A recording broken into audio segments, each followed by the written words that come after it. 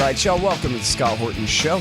I am the director of the Libertarian Institute, editorial director of antiwar.com, author of the book Fool's Errand, Time to End the War in Afghanistan, and I've recorded more than 5,000 interviews going back to 2003, all of which are available at scotthorton.org. You can also sign up for the podcast feed. The full archive is also available at youtube.com/Scott Horton Show. All right, you guys, on the line, I've got the great Matthew Hoh. He was a decorated captain in the Marine Corps in Iraq War II, and then he went to work for the State Department on a provincial reconstruction team and blew the whistle in the summer of 2009, tried to stop Barack Obama from launching the surge, the doubling, tripling of the Afghan war that Matthew knew was going to fail and get a bunch of guys killed on their side and our side for nothing. And he did everything he could to try to stop them, and really gave Obama all that he needed to back down. But, of course, we know that history played out different. But anyway, he's now at the Center for International Policy and says great anti-war stuff all the time. Welcome back to the show. How are you doing, Matthew? Good, Scott. Thanks for having me. Great to talk to you again, my friend. So, listen, we got bad news on this Afghanistan thing. The best thing to come out of the Trump years was he hired Zalmay Khalilzad to make a peace deal with the Taliban. Well, a withdrawal deal with the Taliban. But Biden's already canceled it. We didn't have to leave till 2021, and they're already saying, oh, conditions aren't met, and we can't go after all. Yeah, I guess it was what we expected. I mean, certainly with the election of Biden, that this was going to happen. This is the idea of the American empire retreating from anywhere is just anathema. The idea that, this goes back 70 years, right? This goes back to the whole who lost China. Right. Right. It does. I mean, and if people aren't familiar with this, read David Halberstam's The Best and the Brightest, or now I'm blanking on another great book on it, but that explains how we get into Vietnam. Right. This idea that you can't look soft. You can't, if it's got almost nothing to do with what the rest of the world is doing and everything to do with what your opponents on Capitol Hill or on the, on election advertisements on television are going to say. Right. As well then too, if you look at I think we're talking about this Afghanistan study group, this congressionally appointed a panel that was put together to justify remaining in Afghanistan. I mean, you look at the people who are put on this panel, all prominent, all establishment warriors. All of them have not been correct about anything in the last 2 decades in their public pronouncements. I think you can go and look at this Afghanistan study group, look at their website. It's on the, it's based out of the, of all the organizations in the U.S. government, the most Orwellian is the U.S. Institute for Peace. And that's quite a thing to say, right? The most Orwellian, but it is. I think USIP is the most Orwellian, and you get this organization, this Afghan study group that is every single one of those people, with the exception maybe of Barney Rubin, who was on it, has been wrong about not just Afghanistan, but about almost everything else the U.S. has done militarily, diplomatically, politically for the last 2 decades. I imagine I shouldn't say that because a lot of them supported, like, say, the JCPOA with Iran and things like that. So occasionally they do get something right. But this idea that Afghanistan was going to be a success story for those of us who wanted to see a war end, and more importantly, was going to be an end to the 40-year-old, more than 40-year nightmare of the Afghan people, because it's the Afghan people who are going to continue to suffer. There'll be some American families who will lose kids because of this. which is tragic and awful. There'll be some American families that will be devastated because their spouses will come home with PTSD and traumatic brain injury and moral injury, and it'll ruin their lives and their families' lives forever. But compared to who's really going to suffer or continue to suffer because of this, it's the Afghans. It's just, what it is, Scott. It's one more example why you should not allow your children to ever enlist in the military. And if you yourself are thinking about it,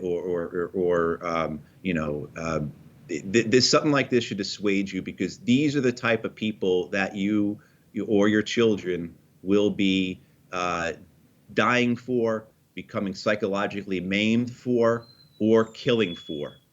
Which, if you are a normal person and you participate in killing, you will most likely pay severe psychological and spiritual consequences later in your life. And these are the type of people that you'll be doing it for. This is a prime example of the charade of any type of intellectual or moral courage that exists in Washington, D.C. Yeah, man. So forget Afghanistan for a minute. Well, kind of, but let's talk about that specifically, right? I mean, for me, I was just lucky. Bill Clinton was the president when I was getting out of high school, and it wasn't even really a question of whether I was going to join the Army or not, Yeah. So I was really lucky there, and they probably would have thrown my sorry ass out right away anyway. But anyway, I got lucky like that. But I think there are a lot of people who, hey, they came of age right during George W. Bush times, and he's an American patriot and all that stuff. Plenty to believe in there if in your neighborhood they believe in it, you know what I mean, back in those days. But it's always seemed to me, ever since I was a kid even, I grew up, I think we're right around the same age. I'm 44. How old are you? I'm 47. Oh, 47, okay. So, you probably even more so than me, even actually by a little bit there. But, growing up in the shadow of the Vietnam War and all of the consequences of that, and all the homeless guys on the side of the road in their Army flak jackets still, and all this kind of thing. That atmosphere, I just kind of I had the Vietnam syndrome. I was raised with the Vietnam syndrome, basically, kind of all along. I feel real lucky for that. But a lot of people have not had that. And at the same time that I grew up with that, I also grew up with the kind of inculcation that, as we all do. You're talking about fighting, not for politicians. What'd you just say about Joe Biden and Tony Blinken and whoever? No. It's fighting for your country. And the enemy is always Hitler. It's always World War II. And we're not fighting, I don't know, men from the neighborhood resisting our occupation of their neighborhood. We're meeting the Wehrmacht out in the field. And these guys, you might kill them, but you won't feel bad about it because they're serving the Nazis and they deserve to die. Screw them, man. It's on. But then that's not the wars that our guys are sent to fight. They don't get to meet the Wehrmacht. They, in fact, are patrolling some Pashtun village in the middle of nowhere where they have no business and where their enemy is simply screaming, "Get the hell off my lawn," where they have no business in the first place. And yet, after even through 20 years of this, isn't it the case that the actual wars and what you'll actually be doing over there is almost like an entirely separate question from whether it's still the right thing to join the army and be a patriot and serve your country and fight for your country and all those things. Everybody can know that the wars are corrupt and BS and wrong, and yet at the same time, everybody knows it's still the right thing to sign your son up for this stuff. This is how a boy finishes becoming a man, is he goes and he joins the army. That's what it means to be an American patriot, right?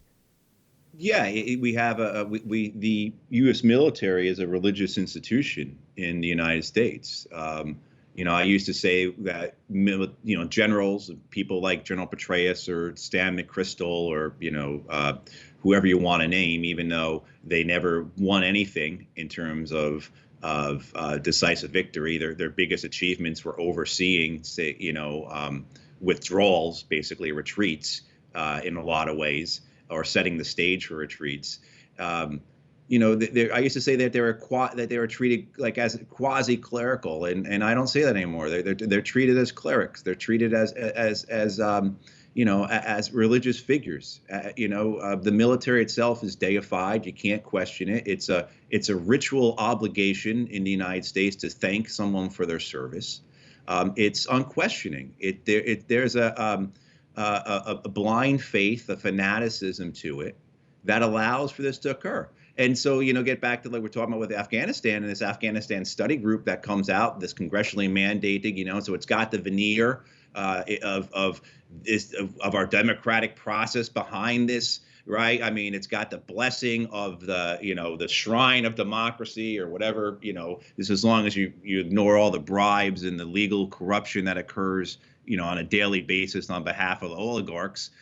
Sure, it's a shrine or a temple of democracy, and then, this Afghan study group with these these experts, who all have impressive titles and or come across, but if you know anything about them, again, they've been wrong. I mean, you look at the people, and I urge people to go to their website and look at them. It's guys like Michael Hanlon and Fred Kagan, people who have just been consistently wrong and willing, though, to jeopardize the lives of other kids and people who live in other countries on a massive level to curry favor, to gain power, to see their names in print, to be wrong continuously.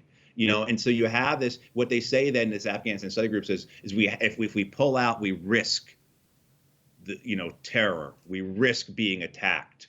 That's that whole trope. If we're not over there, we're going to fight them here. Which is just, such nonsense. Right. It's just, there's no evidence to prove it. If you look at, you know this better than anyone else, Scott, and certainly if people haven't read your new book enough already, as well as if you're more interested in the Afghan war itself, Scott's book, A Fool's Errand, both those books are such good primers, such, what you did, Scott, was just laid out so clearly that these wars of the last 20 years have been more than folly, more than mistakes, more than failures. They've been crimes, and how can you call something a failure if you have 20 some odd people in Washington, D.C. who are former generals, lead think tanks, are key members on the boards of very important Fortune 500 companies, et cetera. How can you call this war a failure when these people continue to urge it going on? It's not a failure. It's a criminal enterprise at that point.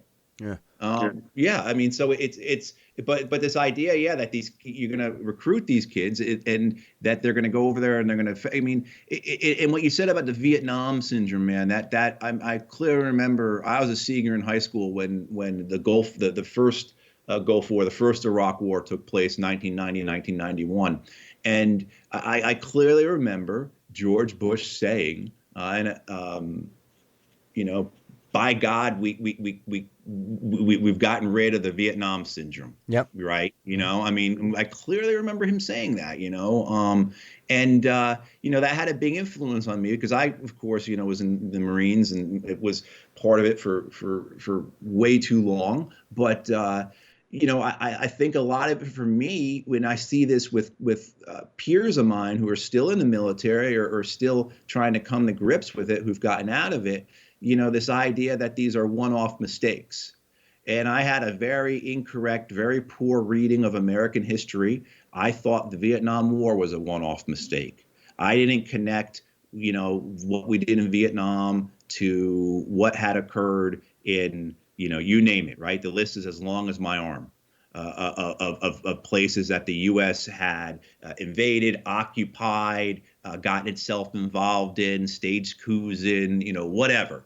I thought Vietnam was a one-off mistake. And I think that's how a lot of people view these wars here, is that they somehow justify, even though there's an incredible dissonance, particularly at this point, 20 years in, and the wars aren't only taking place in one or two countries, they're taking place in nearly every country, right, from Western Africa all the way to Pakistan. But people still, I think, want to justify it as it's a mistake that we won't make again in the future. Yeah. which is completely a complete misreading of U.S. history. It's if the only mistake would be in American history is if we weren't involved someplace, if we didn't have young men and now young women killing other people to maintain the primacy of the United States. Yeah. For me, it's still, I think, all goes back to fifth grade social studies, where essentially the syllogism goes that it's a democracy, which means the adults talked about it and decided.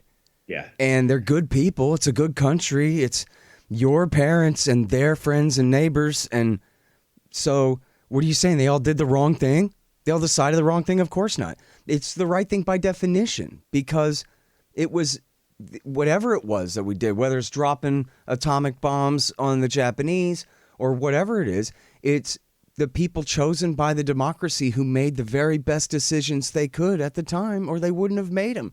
And it comes with just such a presumption of legitimacy, which, yes, you can tell I went to government school in fifth grade, where they give you a good old dose of you have to believe in this system. You do. This idea, and you'd see that in the military, I think, quite a bit. You hear phrases like, well, it's above my pay grade, as a way to relieve yourself of the responsibility of questioning what is occurring. Right. Because you want to believe, you've been taught, right, through civics classes and everything else, that we have a system that arrives at a just and fair conclusion. It's a democratic system. You might not like what was resolved, what was decided. However, the process itself was fair. Right. And that is completely untrue, of course. I mean, there's, how many studies now at this point show that, we do not have a democratic system. We have a system that's controlled by money, by the wealthy, et cetera, et cetera. And let alone, if you look at, look at a book like what you just wrote, Scott, like in the sense that you put all these pieces together and you see that these are not separate pieces, that this is not these are not isolated events, that you very well could call this World War III. I mean, because it is one main effort by one nation, the United States, across how many countries at this point? What's the number of troops we have? Commandos in Africa, in 22 nations? You think those guys are just sitting around, playing cards? This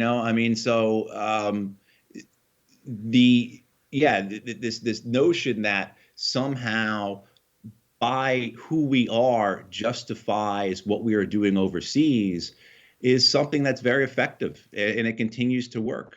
And the suffering goes, and you could say things, there's so many points we can get into this. We could look at, say, look at the New York Times piece the other day that announced this Afghanistan study group's report. Uh-huh. And it's, Thomas Gibbons Neff, and he shared a byline with someone else. I can't remember who. And, Julian Barnes, yeah. Okay, Julian, yeah. And Neff, by the way, everybody, he's a veteran and probably the best war reporter at the Times. Yeah, but however, in this case, this article, there's no dissenting opinion in the article. There's no historical context in the article.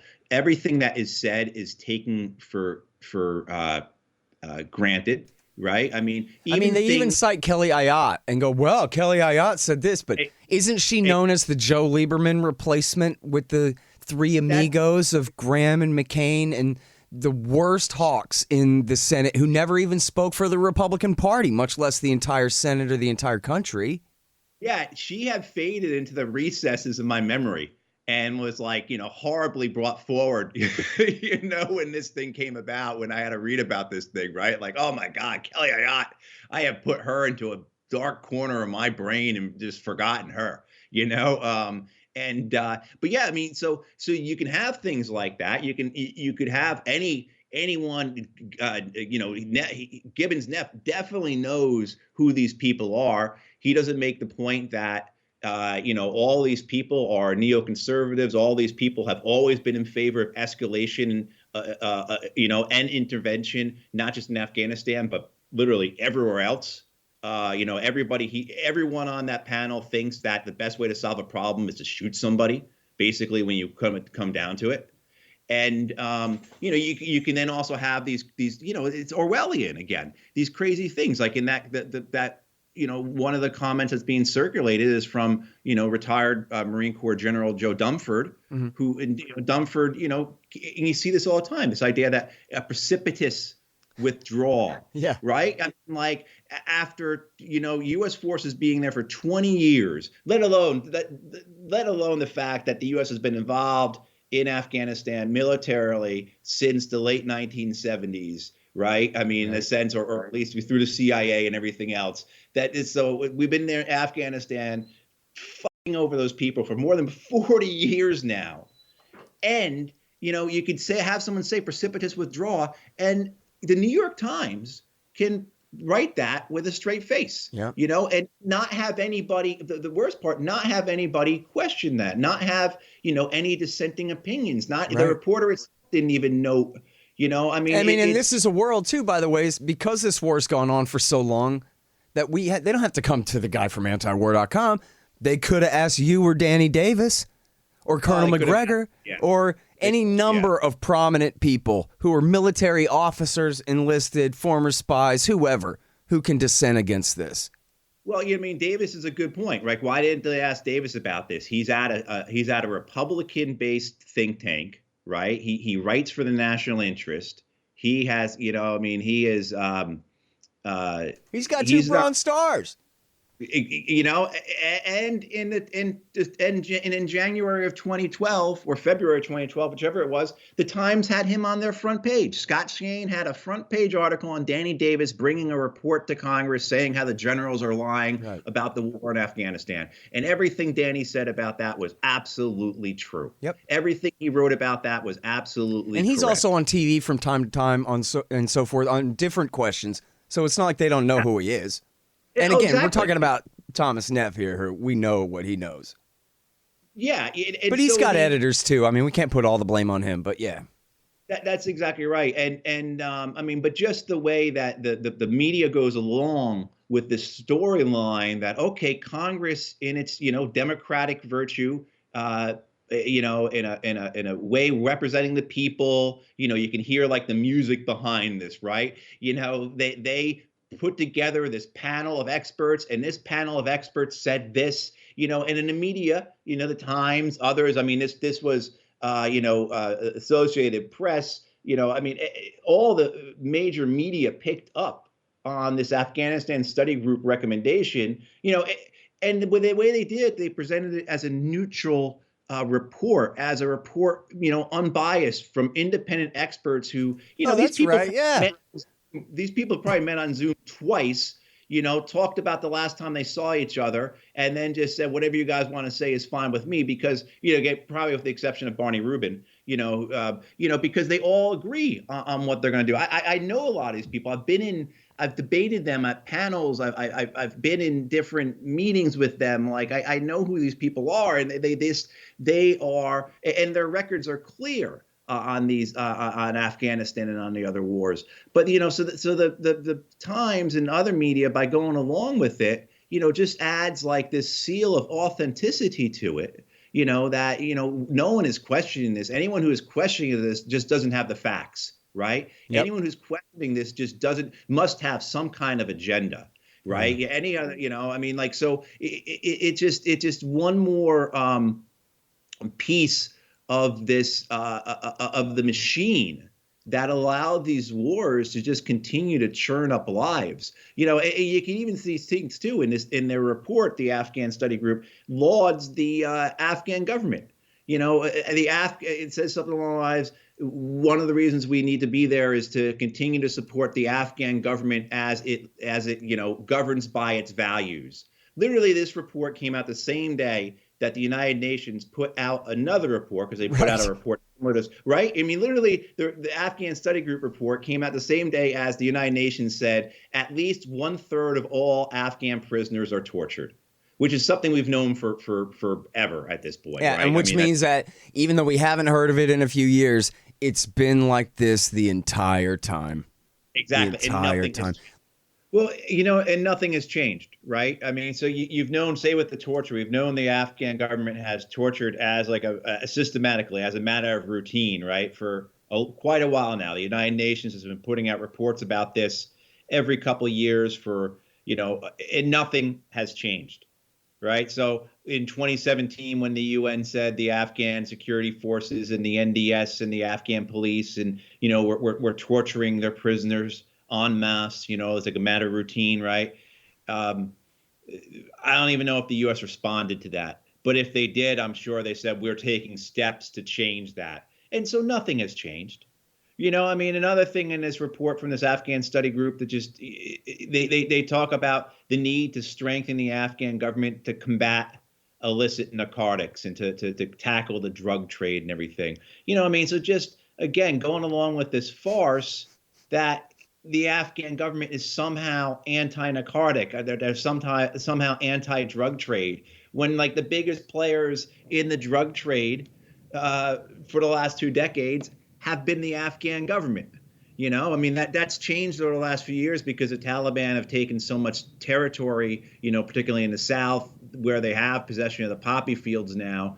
But, for the most part, the people who are integral to the running of the drug trade, that industry, particularly regarding the finance and the logistics and the international transit of it and everything else, are either members of the Afghan government, family members of the Afghan government, warlords who are supportive of the Afghan government, et cetera, et cetera. So you get these views of the war in Afghanistan that are just so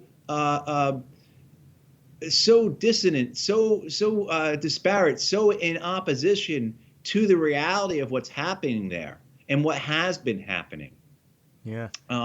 And it is, and I'd be remiss to say, if I didn't bring up, one of the first things I did after I resigned in protest is with a couple other people, started an Afghanistan study group in 2010, and we had, a large number of former government officials, academics, think tank people. We had, Paul Pillar, we had Stephen Walt, we had quite a few people involved. Who have not just been correct on this issue, but correct on a number of issues, but who also came into that process in 2010 with kind of clear eyes about it. And several of them changed their opinions about it because of the process we had. But this whole idea of like having a study group, the purpose of that is to bring in people, for the most part, who are not familiar with the issue, but have some degree of expertise, have some, and don't have conflicts of interest, right? I mean, literally almost everyone, you look at this Afghanistan study group that was mandated by Congress, and then you read in the press, you read in I went and I looked at all the different media reports, as many as I can find, print media, about what the recommendations were. And none of them, not just the Times, but, whether it be the Hill or in U.S. News and World Report or the AP or wherever, none of them write any dissenting voices, right? None of them post any information to contradict, or even, anything that, one of the things the report says is that a drawdown of U.S. forces will cause al-Qaeda to reconstitute and reattack the United States. We're down to 2,500 troops in Afghanistan, from a high of 100,000 American troops, 40,000 NATO troops, and more than 100,000 contractors there. And we're down to 2,500, and there haven't been any al-Qaeda attacks on the U.S., let alone any attacks that you would point to and say, oh, this is because we withdrew from Afghanistan. We drew down from Afghanistan. I mean, so, none of this is brought up and is spoken of. And this is a real concern. And it has been a very real concern. It's been a concern, for the most of my life, most of your life, right? I mean, it has gotten worse and worse. It begins with, we can go back, we were talking a little bit about the first Iraq War, and I remember clearly the New York Times warning about Saddam moving into the Saudi oil fields next. Yeah. And, I think as you point out in your new book, or, other people certainly have pointed out, like that was never a threat. That was never right. I mean, like, but we went a little, and it was never corrected, and on and on. And you go through all this. And so there's a real danger we have here, where the propaganda and the lie machine has just become so thoroughly ingrained in how our society function, how our government defends the decisions it makes, how voices of dissent, or even not even dissent, but just opposing information, are just completely left out of the narrative. So this report, while I think a lot of people can look at it and say, just shrug it off, just let it go. You have to look at it and understand it in the larger context of what it represents and why it's such a great article to examine. It's such a great little group to examine, because it explains the larger context of American foreign policy, American militarism. These wars against these wars that are go from Western Africa to Pakistan. I think all that can be summarized quite nicely by looking at this last week and what this Afghanistan study group has said, how it was created, how the media covered it, the people who were selected for it, et cetera, et cetera. Yeah. Hey, y'all, let me tell you about the Libertarian Institute's latest book, What Social Animals Owe to Each Other, by our executive editor, the great Sheldon Richman. For decades, Richman has been explaining libertarianism to the left from the left. He makes a strong case that any honest liberal, progressive, or leftist actually should be libertarians, since in fact it is freedom itself that provides what y'all want. Richman argues the case for liberty and peace, the human spirit and social cooperation, for true liberalism, libertarianism, against the corrupt forces of statism, corporatism, and violence. What Social Animals Owe to Each Other by Sheldon Richman. Now available at libertarianinstitute.org/books. Hey guys, Scott Horton here for Mike Swanson's great book, The War State. It's about the rise of the military-industrial complex and the power elite after World War II, during the administrations of Harry Truman, Dwight Eisenhower, and Jack Kennedy. It's a very enlightening take on this definitive era on America's road to world empire. The War State by Mike Swanson. Find it in the right-hand margin at scotthorton.org.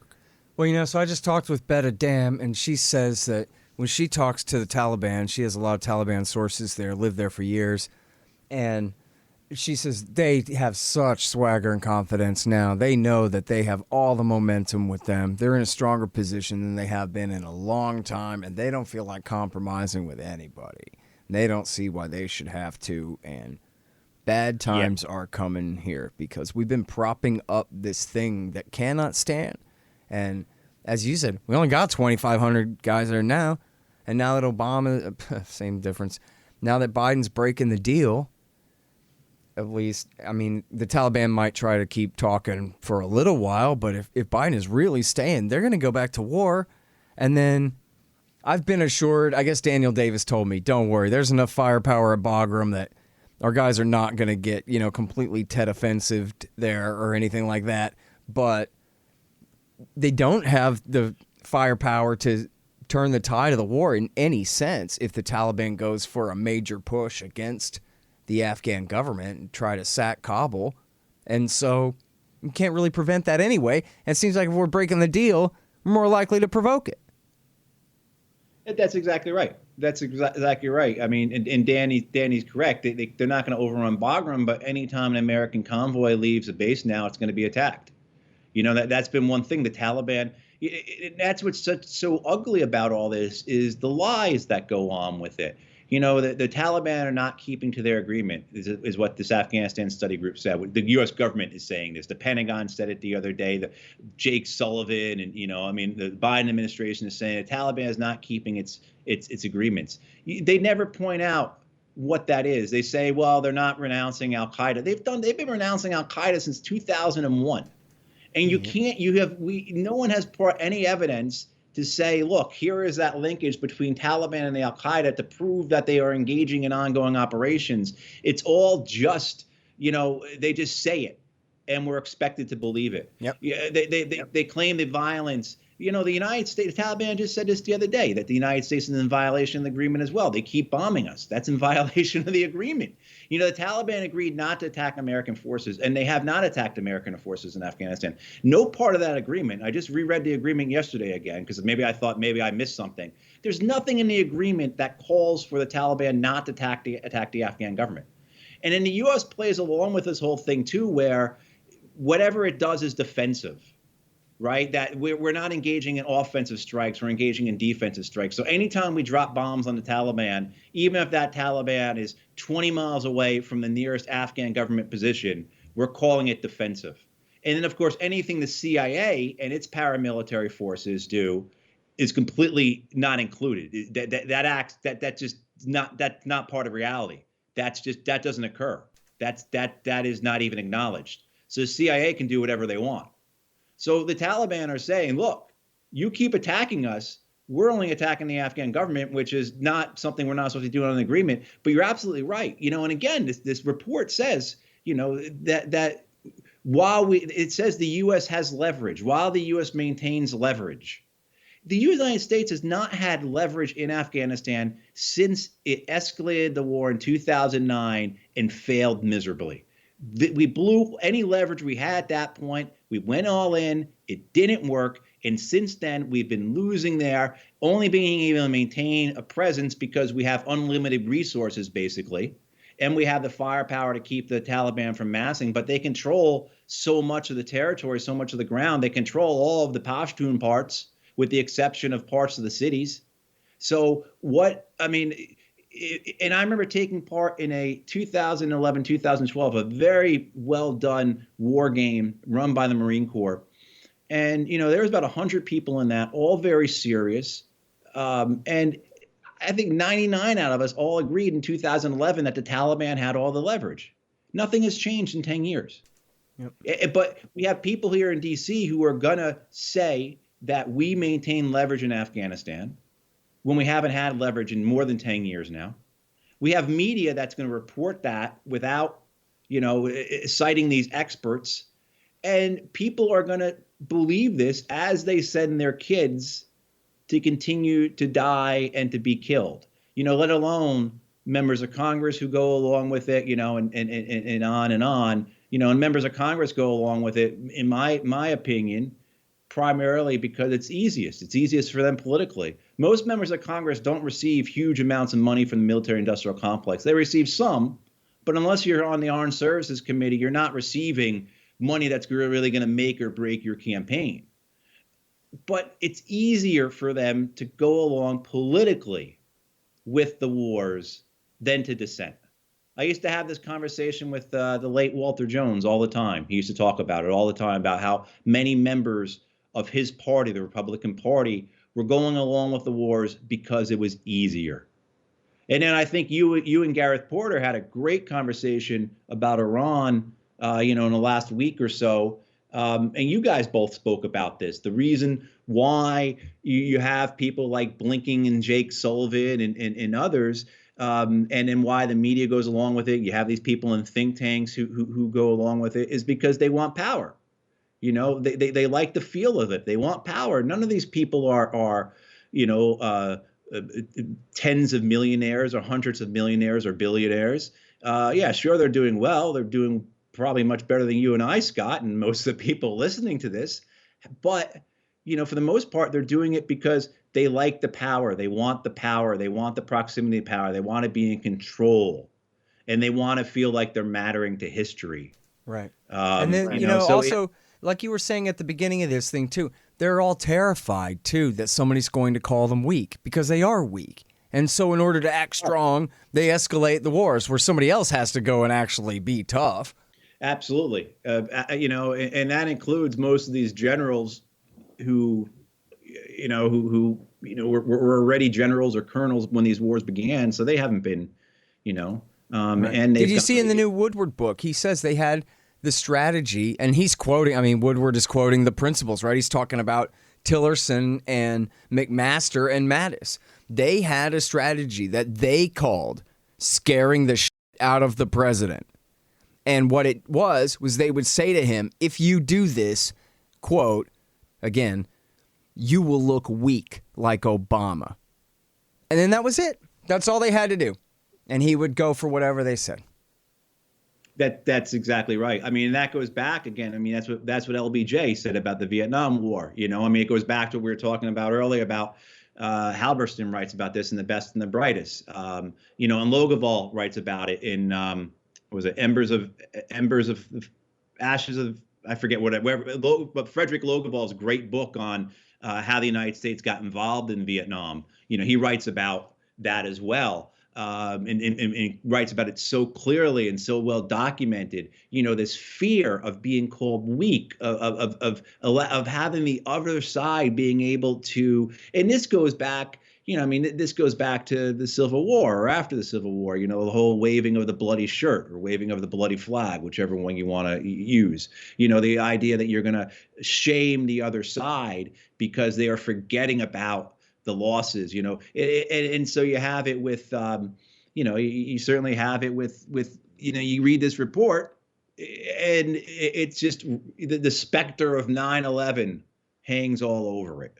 Right. You know, I mean, this idea that what are you? You're silly. You're forgetting about this. Have you forgotten? You know, how dare you not remember? You know, obviously, you must have some type of reason why you are so feckless, and it must be to, you know, whatever. So, yeah, but this drives our foreign policy, you know, and then you see it's even more insane is how far reaching it goes and how it all becomes entangled. So you have at the very end of 2020, you have, you know, Robert O'Sullivan, who was Sullivan or O'Brien, whoever Trump's national security advisor was. I'm already forgetting all these. Sullivan, yeah. Yeah, I'm already forgetting all these people, thankfully. But you know, he's you know, he's talking to Politico about how the Chinese were paying for bounties on U.S. soldiers in Afghanistan. Yeah. Right, so we're going to entangle all this. We're going to bring the Chinese into it, and this way, this justifies our aircraft carriers and our new, you know, $500 million a piece bombers and these hypersonic missiles and all this. You know, I mean, it's an organism that just wants to continue to grow. And you know, I mean, a lot of people know that the foreign policy culture, foreign policy establishment in D.C. is referred to as the blob. And it, you know, you think back to that 1950s movie, and that's how it kind of actually is. Everything it touches, it absorbs and uses for its own purposes. So it's you know, where we go from here. You know, even everything you look at with the announcement that Biden made the other day about Yemen. You know, everything was qualified, you know, offensive weapons relative to the conflict. You know, he's going to cancel arms sales that are only needed for Yemen, but the weapons that Saudi Arabia needs to defend itself from Iran, you know, and Iranian-backed proxies. You know, I mean, so even like this conversation about something that most people in the United States, at least, are agreed upon. I mean, my God, the House and the Senate actually, you know, agreed to stop U.S. support for that war. And, you know, the Biden administration can't even do that. They're going to, you know, and we'll see what they actually do. Hopefully they prove me wrong. But, you know, evidence and past history and common sense and also their own words say that whatever they do in Yemen in terms of stopping their assistance for the Saudi genocide there is going to be extremely limited. And you guarantee that, you know, that their own best interests in terms of the Biden administration, as well as their you know, their supporters, are going to be what's undertaken first, as opposed to the best interests of the Yemeni people, or for any other reason. Like the other thing too, Scott, you keep seeing is like this return with Biden, this return, you know, America's back, they keep saying, and all our allies are happy and glad about that.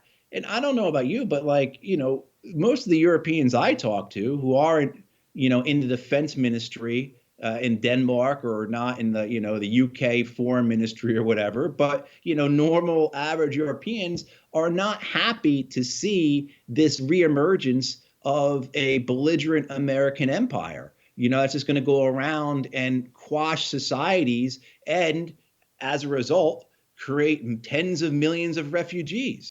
But they say these things about how our allies are so psyched that Biden are back, and when they refer to that, they refer to the people at NATO, right? Yeah. I mean, like the conservative parties, the right-wing political parties in Europe are happy about this. You talk to regular, normal Europeans or Europeans who have who are part of international affairs, but are not, compromised or beholden to the interests of the United States in some way. They're not too excited about this return that America is back in the way that the Biden administration keeps saying it. Yeah, I tell you what, I'm with them. I mean, I'm sorry, I got to go. I could keep talking with you all afternoon, but I have to run to my next interview. But thank you so much for doing the show again, Matthew. It's been great. Yeah. Thanks, Scott. You be well, man. All right, you too, buddy. All right, you guys. That is Matthew Ho. He is at the Center for International Policy, and of course is one of the great heroes of the war in Afghanistan. The Scott Horton Show, Anti-War Radio, can be heard on KPFK 90.7 FM in LA, APSradio.com, antiwar.com, scotthorton.org, and libertarianinstitute.org.